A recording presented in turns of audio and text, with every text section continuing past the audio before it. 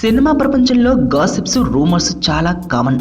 ముఖ్యంగా హీరోల కన్నా హీరోయిన్స్ చుట్టూ రూమర్స్ అల్లేయడం మీడియాకు అలవాటే.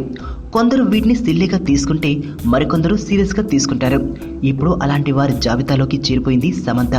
ప్రముఖ నటుడు నాగచైతన్యతో పెళ్లికి సిద్ధమవుతున్న తరుణంలో సినిమాలను తగ్గించేసిన సమంత ఇలాంటి పరిస్థితుల్లో తమిళంలో శివకార్తికేయన్కు జంటగా నటించడానికి పచ్చజెండా ఊపేసింది. ఇంకేముంది, మీడియాలో దీనిపై ఇష్టం వచ్చినట్లు కథనాలు వెళ్లువడ్డాయి. హీరోయిన్గా కెరీర్ స్టార్ట్ చేసిన దగ్గర నుంచి ఎన్నో రూమర్స్ సమంతపై వచ్చాయి. అయితే వాటిని చూసి మొదట్లో కంగారు పడ్డా, తర్వాత లైట్ తీసుకోవడం మొదలుపెట్టేసింది.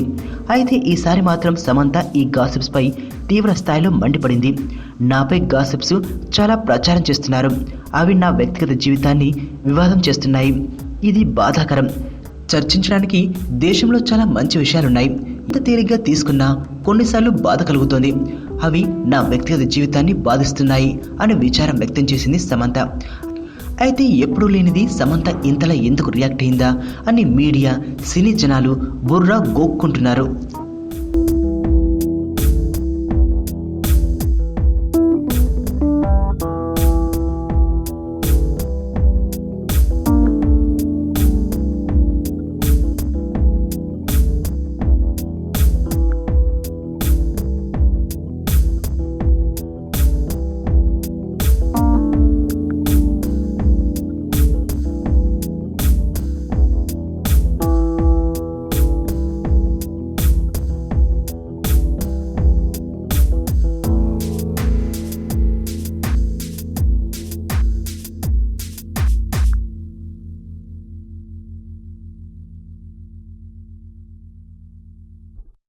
మన లైఫ్లో చాలా మందిని కలుస్తుంటాం.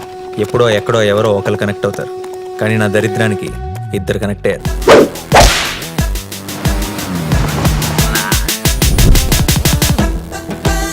ఈ స్మైల్ చాలా బాగుంది. నిజం అనుకోవద్దు, అబద్ధమే. బానే ట్రై చేస్తున్నావు.